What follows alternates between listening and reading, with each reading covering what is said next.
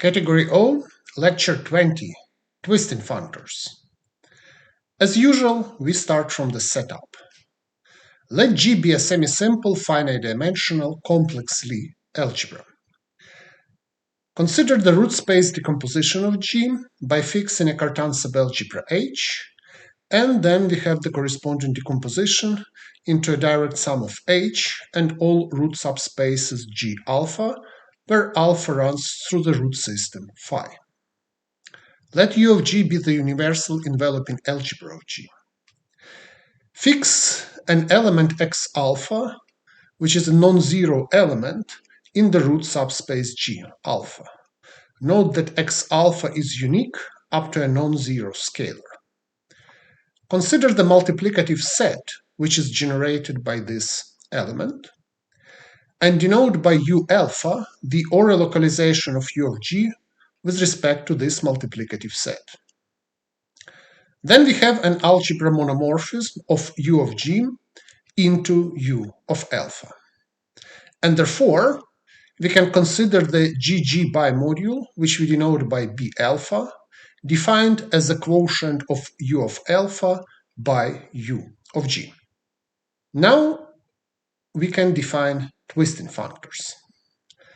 Let us fix an automorphism psi alpha of G, which has the property that it sends the root subspace G beta to the root subspace G S alpha of beta for each beta in phi. Here S alpha is the reflection corresponding to our root alpha. For details on this automorphism, I refer to chapter 14 of Humphrey's book.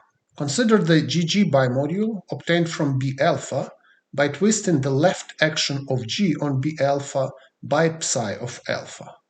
We denote this bimodule by B alpha with upper index psi alpha. Now we can define the twisting endofunctor T alpha of G mod as tensoring with this GG bimodule B alpha upper psi alpha. Being a functor given by a tensor product, the functor T alpha is always right exact. This functor was studied in details in the paper by Henning and Katarina, which is called Twisting Functors on O.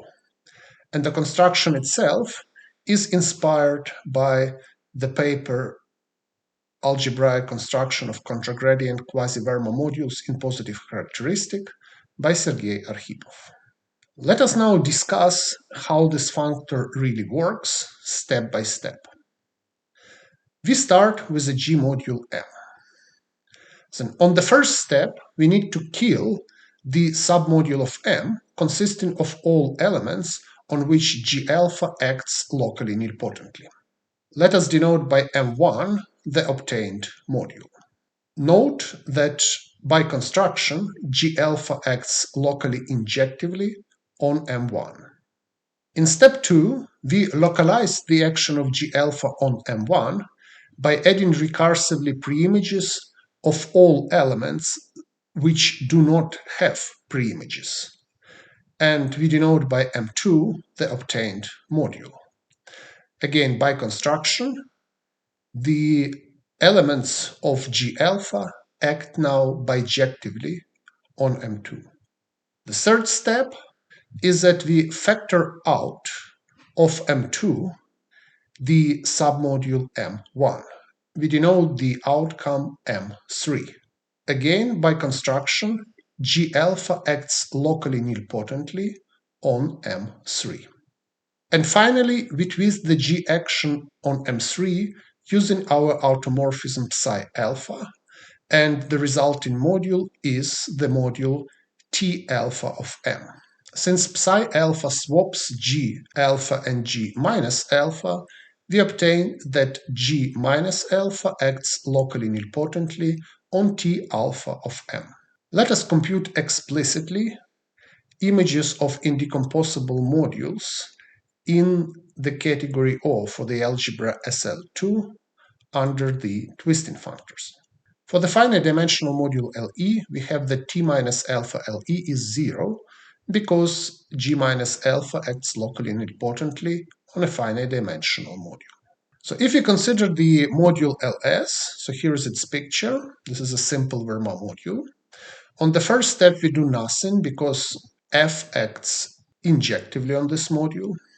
On the second step, we add all preimages of the action of F. So this element doesn't have a preimage. We add its preimage, then again preimage, and so on. On the next step, we factor out the module from the second step out of this picture. We get this module. And on the last step, we twist the action by psi alpha. And psi alpha sends h to minus h, which means that the weights of all elements should be multiplied by minus 1. So this is the outcome. So the outcome is the dominant dual Verma module in category O. Next, let us compute T minus alpha applied to nabla E. So nabla E has a vector on which F acts locally nilpotently. So on the first step, we kill it, and we obtain the same thing as on the first step of the previous example. And so the outcome will be exactly the same as in the previous example. Next, let us consider the twisting of the dominant Verma module. There is nothing to do on the first step because F acts injectively. So on the second step, we localize the action, so we get the same thing as in the previous examples. However, on the third step, we need to factor out more because the finite dimensional part belongs to the module on the first step. So we get a smaller module, and when we twist the action, we get exactly LS. Finally, let us consider the big projective module PS. So this is a picture of PS. F acts locally nilpotently, so there is nothing to do on the first step. We localize stuff on the second step. We factor out the image of the original module on the third step, and then we twist the action. And we get our module back. Similarly, one checks that twisting a Verma module, which is not in a regular integral block, we get another Verma module with the highest weight obtained by a simple reflection from the original highest weight.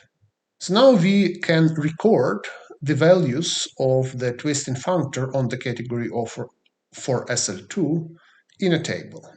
And we compare this with the values of all other functors which we considered so far. So indecomposable modules are the dominant simple, the anti-dominant simple, the dominant projective, the dominant injective, and the dominant tilting module. So here are the values of various functors on indecomposable modules in O. When we translate the module M, translation kills LE, sends LS, PE, and IE to TE, and doubles TE. The shuffling functor kills LE, sends LS to IE, PE to LS, and IE to IE, and it preserves TE.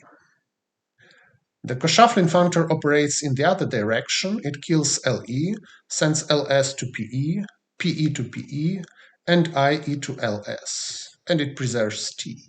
So the duality preserves LE, LS, and TE, and swaps PE and IE. And Wright's completion functor kills LE, sends LS, PE, and IE to PE, and preserves TE. Joseph's completion functor operates like Enright's completion with one exception. It sends IE to LS.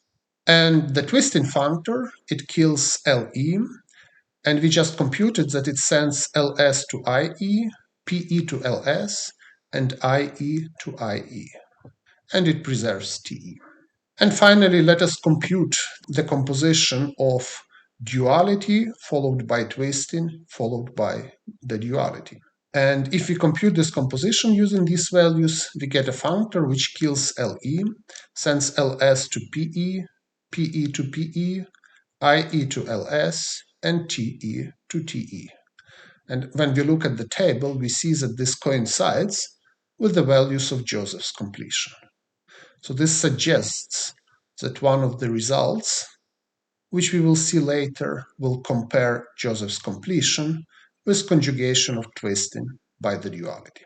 So let us now discuss how twisting functors act on O. Fix a triangular decomposition of G into a direct sum of the negative part and minus, the already fixed Cartan subalgebra H, and the positive part and plus. Let S be a simple reflection, and alpha the corresponding simple root. We denote by Ts the twisting functor which corresponds to the root minus alpha. And the main result in this section is that Ts preserves O. So we need to prove that applying Ts to a module in O, we get a module which is finitely generated, weight, and un plus finite. Our first observation is that twisting functor sends weight modules to weight modules. So we already saw in the definition of Enright's completion that tensoring with u minus alpha sends weight modules to weight modules. By construction, the automorphism psi alpha preserves the Cartan subalgebra.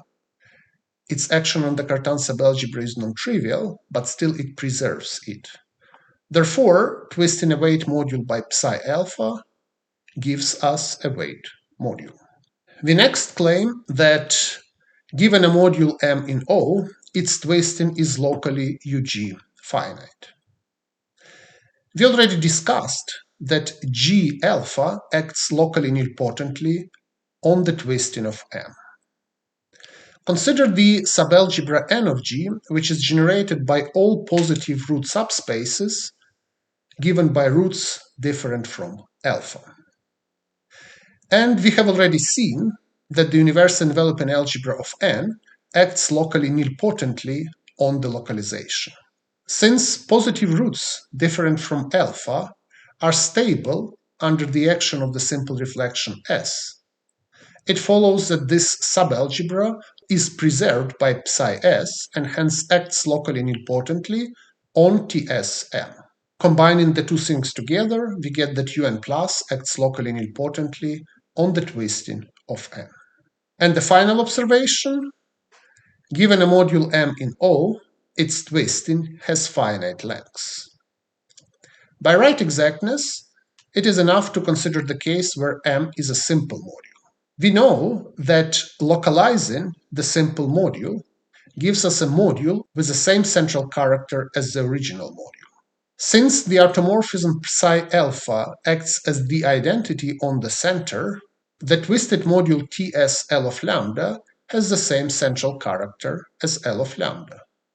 And now, since we have only finitely many highest weights for this central character, and this module has finite dimensional weight spaces, we get the claim. So this completes the proof of the claim that twisting functor preserves category O. The next important feature of twisting functors is its SL2 nature. This is similar to the SL2 nature of Enright's completion. Let us denote by A the SL2 subalgebra of G generated by G plus minus alpha, and by Ts upper A the corresponding twisting functor for A. The claim is that the following diagram commutes up to an isomorphism of functors. So we start from the category O for G, we twist, and then we restrict to A. Alternatively, we first restrict to A, and then we twist. So the claim is that this diagram commutes. And of course, it's enough to prove the claim without the psi alpha twist at the end. If you forget about the psi alpha twist, then this way around the diagram corresponds to tensoring with the AG bimodule B minus alpha. At the same time, this way around the diagram corresponds to tensoring with the AG bimodule BA minus alpha tensor over U of A, U of G. So using the Poincaré-Birkhoff-Witt theorem, it is easy to see that the multiplication map gives rise to an isomorphism between these two bimodules. So this completes the proof of this observation. Let us now discuss preliminary results on the cohomology of twisting functors. Proposition by Anderson and Stroppel. The cohomology functor LITS is equal to 0 for I greater than 0. Moreover, the first cohomology functor of Ts vanishes on modules with Verma flex. Proof: let us denote by Q the universal enveloping algebra of the one-dimensional Lie algebra G minus alpha. So this is just a polynomial algebra in one variable, and hence it's a principal ideal domain. Consider the QQ bimodule n given by localizing Q with respect to the powers of x minus alpha, and then factoring out the canonical copy of Q in the localization. Using the Poincare-Bergov-Witt theorem, we see that the bimodule B minus alpha decomposes as a tensor product over Q of this bimodule n and the universal enveloping algebra U of G. From this, it follows that Ts is exact on Q-free modules because it's a tensor product over Q. So in particular, it is exact on modules with Verma flag. Now, if we have a module M in O, and P is a projective cover of this module, then the kernel of this projective cover is Q-free. This is enough to check on the SL2 example, where the claim is obvious. Therefore, it follows that by the dimension shift, all homology functors of degree greater than 1 must vanish. Let us now compute these cohomology functors in the case of SL2. If we apply the derived twisting functor to projective modules, we just apply the twisting functor to projective modules, and hence PE is sent to LS and PS is sent to PS. So here is how we compute the derived twisting functor applied to LE. So we take LE, write its projective resolution, and then apply the twisting to the projective resolution. So when we twist PE, we get LS. So this is TE, it remains, and this is again PE, we get LS, and everything goes up by 1. So in this resolution, we see that the homology is only in position -1, and this is the same homology as the original module. So the derived twisting moves LE one step to the left in the homology, and also one step in the positive direction in gradient. So here is the commutation of the derived twisting of LS. LS is a Verma module, and we just saw that all higher homologies on Verma modules vanish. So this is a projective resolution of LS, and again, the 0 step is TE, it is sent to itself, and the first step is PE, it goes to LS. So we only have homology in position 0, and this is a dual Verma module for E. Finally, the derived twisting of the dominant injective module is computed as follows. So this is the projective resolution of IE. So we have TE and TE on the 0 in the first step and PE in the last step. When we apply twisting functor, so the 0 homology remains the same, it is shifted in the degree, but then we have the homology in position -1, which is the module LE. So this gives us a non-trivial complex in the derived category. So next, let us discuss Deodhar's theorem. Theorem by Deodhar says that if M is a module in O and V a finite dimensional G module, then the following two G modules are isomorphic. So we start with M, tensor it with V, and then we localize with respect to -alpha. This is the first module. The second module, we start with M, we localize with respect to -alpha, and then we tensor the outcome with V. So in other words, the claim is that tensoring with V commutes with localization. Proof. Every element in the left-hand side has the form, the sum of some elements Vi tensor Mi in this module, And then, since it's a localization, so we add pre-images with respect to the action of x minus alpha, so we apply to this some x minus alpha to the power minus n. So if we take this element and map it to the following element on the right-hand side, then one can check that this defines the necessary isomorphism.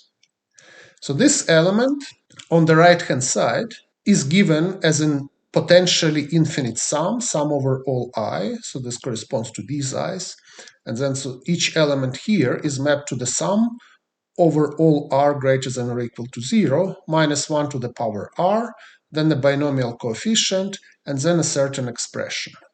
Note that in this expression, so the first term is in v, and to this element, we only apply powers of x minus alpha. So we apply negative powers of x minus alpha to the second expression, but this is an element from the localization.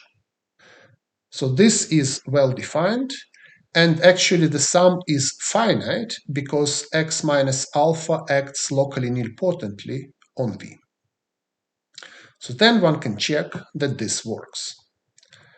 So the note is that this sum is actually finite, and the reference is this paper of Deodhar on a construction of representations and a problem of and right. So here are some consequences.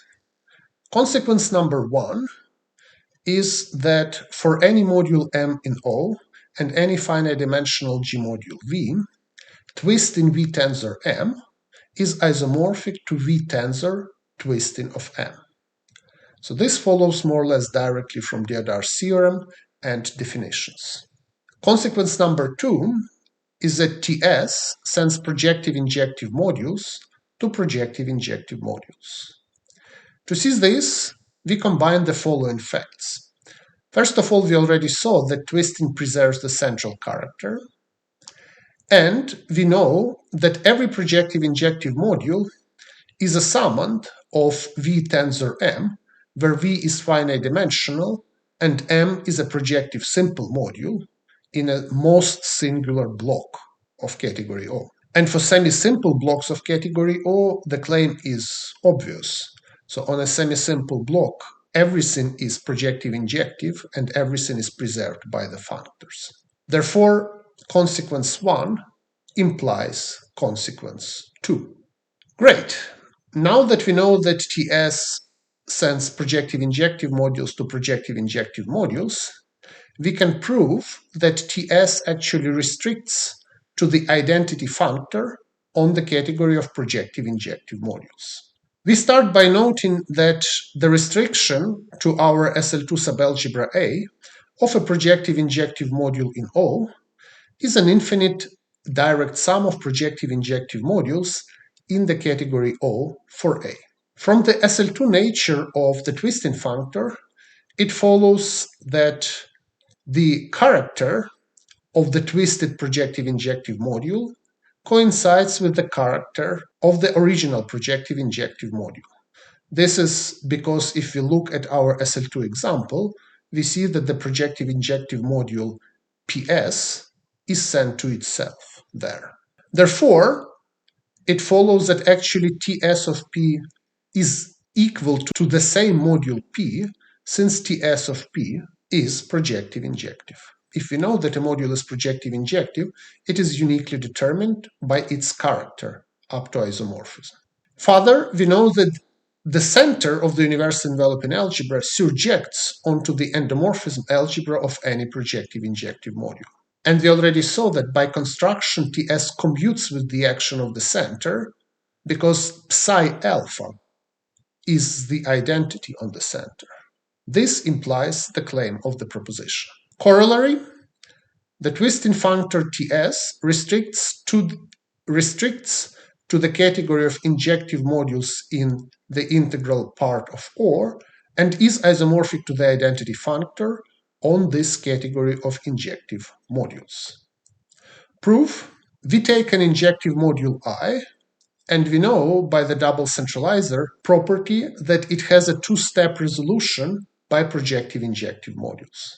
So we can take this two-step projective injective presentation of I, and apply the right exact functor Ts to it. And we have just seen that on this part of the resolution, on the projective injective presentation, Ts acts as the identity. So by the 5 lemma, it follows that Ts acts as the identity on I.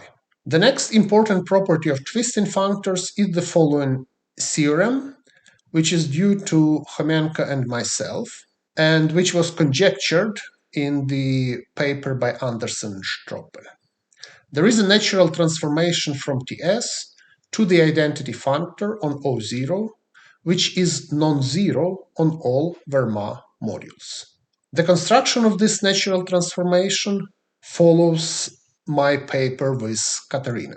For M in O, let us choose an injective co-presentation of M. Let eta denote the natural isomorphism from Ts to theta E on the category of injective modules. Then we can consider the following diagram. So we have our co-resolution of M. We apply Ts. Ts is not left exact, so what we get is just some sequence. But in this sequence, we have this right-hand part, which is in the category of injective modules. So here, we have the solid square in this right-hand part. This solid square commutes because we have just proved that on the category of injective modules, Ts is isomorphic to the identity. And using this solid square, we have the induced map xi m from Tsm to M. And it is very easy to see that this map defines the requested natural transformation. And this natural transformation is non-zero on Verma modules, because if we start from a Verma module, then the embedding of the Verma module in its injective envelope, which is an injective envelope of a Verma module, must be the projective injective module. So this map is not killed by the twisting functor. This statement was originally proved in my paper with Homenko titled On Archipov's and Enright's Functors, and the construction here is given in the paper on functors associated to a simple root with Katarina. Now we are ready to discuss the adjoint of the twisting functor. Recall that we have Joseph's completion functor Js, and Zs denotes Zuckerman's functor. The claim, due to Homenko and myself, that Tsjs is an adjoint pair of functors. Proof. Let us denote by Js hat the left adjoint of the left exact functor Js. Then we have the exact sequence Js hat maps to the identity, and the cokernel of this map is exactly Zs. From the SL2 computation and the SL2 nature of the twisting functor, we also have the exact sequence Ts maps to the identity, and the cokernel is exactly the Zuckerman's functor. So if we apply Ts to the first right exact sequence, and if we know that Ts kills the Zuckerman functor, we get the surjection from Ts Js hat to Ts. And evaluating the second sequence at Js hat and using the Zuckerman functor after Js hat is 0, we get the surjection from Ts Js hat to Js hat. And from the SL2 computation and the SL2 nature of Ts, we can see that the kernels of both surjections coincide, which implies that the functors Ts and Js hat are isomorphic. Here are some consequences from this. The first one is that the pair Ts and the conjugation of Ts by the duality is an adjoint pair of functors. So this is proved by Anderson and Stroppel in their paper. We have seen that the left adjoint of Enright's completion is the conjugation of Es by duality. Similarly, one shows that the left adjoint of Joseph's completion is the conjugation of it by duality. Since Joseph's completion is the adjoint of the twisting functor, we get the claim. Next corollary. The first homology of Ts is isomorphic to the Zuckerman functor. We have already seen that the first cohomology of Js is isomorphic to the dual Zuckerman functor, and since the twisting functor is a conjugation of Joseph's completion by duality, we get the claim. Similarly, one proves the following claims. The corollary, due to Anderson and Stroppel, that LTS is a self-equivalence of the derived category. Indeed, we know this property for Js. Next corollary, Ts functorially commutes with projective functors, also due to Anderson and Stroppel. And we have seen that Js has this property. And finally, twisting functors satisfy braid relations. So this is proved by Homenko and myself. So let us now talk about twisting of Verma and dual Verma modules. Proposition, due to Anderson and Stroppel, for any element W in W such that SW is greater than W, twisting of delta W is isomorphic to delta SW. So let us compute. We try to twist delta W. This is the same thing as applying Js to nabla W and then taking dual. But we know that Js nabla W is nabla SW, and the dual of nabla SW is delta SW. Next proposition.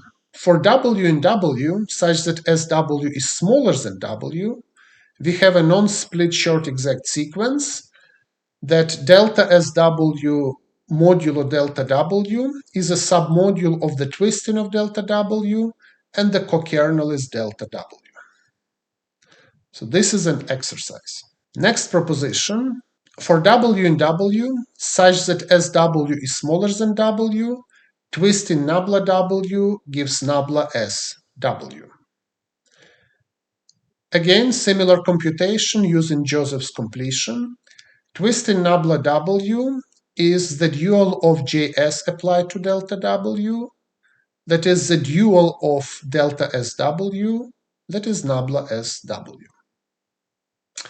And the final case, for W such that SW is greater than W, twisting nabla W is nabla W. Similar computation, Ts nabla W is the dual of Js delta W, which is delta W dual, which is nabla W. And at the end, let us discuss twisting of simple modules. It is very easy to see that twisting LW in the case SW greater than W gives 0. This is because x minus alpha acts locally nilpotently on such LW, and therefore the localization kills it. Recall that we have the Kazhdan-Lusztig mu function mu of x, y, which describes the number of arrows between x and y in the Gabriel quiver of category O. Theorem, due to Anderson and Stroppel, assume that SW is smaller than W. Then the twisted simple module TSLW has simple top LW, and the radical of this module is equal to its socle, in particular is semi-simple. Second statement, each Lx appearing in the radical of this module satisfies Sx is greater than x. And the third statement, for each x such that Sx is greater than x, the multiplicity of Lx in the radical of TSLW is equal to the value of the mu function at the pair Wx. Sketch of the proof. We have seen previously that Joseph's completion Js can be interpreted as the co-shuffling functor on the right-hand side. The twisting functor Ts being the adjoint of Js, is thus the shuffling functor on the right-hand side. Zergel's self-equivalence of the category H0011 of Harishchandra bimodules swaps the sides of bimodules and sends simple objects indexed by A in W to LA inverse. And it also interchanges the shufflings on the left and on the right. And hence the claim of the theorem follows from the right-hand side analog of the corresponding property for the usual shuffling functor. So let us finish with a couple of examples. Here is part 1 of an SL3 example. So the while group of SL3 consists of 6 elements: im, s, t, st, ts, and w0. And here is a list of values of various functors on simple modules in category O for SL3. So we have modules LE, LS, LT, LST, LTS, and LW0. If we apply to these modules theta s, then LE, LT, and LST will be killed. LS will go to the module with top and socle S, and then the Janssen middle is E and ST. LTS will go to the module with top and socle TS, and the Janssen middle is T. And W0 goes to W0 top, W0 socle, and the Janssen middle is ST. So to get the shuffling of M, we have to factor out the socle out of the translation.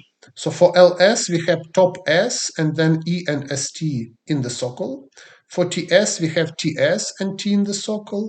And for W0, we have W0 and ST in the socle. The co-shuffling is just the dual picture. So if we twist, what we will get is something very similar to shuffling. So the twist in the symbol of S, we will have S on top and now E and TS in the socle. And now the twisting also, it doesn't kill ST because the module should be S infinite now on the left-hand side. So twisting ST, we have ST on top and T in the socle. And twisting W0, we have W0 on top and TS in the socle. And Joseph's completion is just a dual picture. So it's really the duals of the twisted completions because all simple modules are self-dual, and Joseph is a conjugation of twisting by duality. And here is an SL3 example part 2. For a reduced expression of W, we denote by TW the product of the simple reflection twisting functors along this reduced expression of W. So we already saw the twisting functors satisfy braid relations, so TW is well defined and doesn't depend on the choice of a reduced expression. And here is a table of lists of all possible twists of all simple modules in O0 for SL3. So we start with the simple modules, and twisting by the identity is just the identity functor. Now twistings by S we have just computed, and twisting by T we just swap the role of S and T. To obtain twist by ST, we start with a twist by T and then twist the outcome by S. And here it's like following the SL2 picture. So the only thing which doesn't die when we twist by S here is ST. But there is something which exists which is above ST, which means the twisting does not produce anything in the socle. So the twisting will be just ST here, S here, and here we start with a dual Verma module. We twist by S, we get again a dual Verma module. So for TS, we just swap the role of S and T. And finally, for W0, we see that this ST is killed by the twisting, this ST is killed by the twisting by T, therefore we get zeros everywhere here. And the final place is just the dual Verma module. We twist by T this dual Verma module, we get the dominant dual Verma module. Here are some questions for PhD students. Provide all missing details in the proof that twisting commutes with tensoring with finite dimensional modules. Check that Xi in the construction of the natural transformation from TS to identity is indeed a natural transformation. Prove that for W in W such that SW smaller than W, there is a non-split short exact sequence of this form. Hint, use the SL2 nature of TS. Question number 4, prove that for any W in W, LITW is equal to 0 for all I greater than LW. And the last question, compute graded simple subquotients of TXPY for X, Y in W in the SL3 case. Thank you very much and see you next time.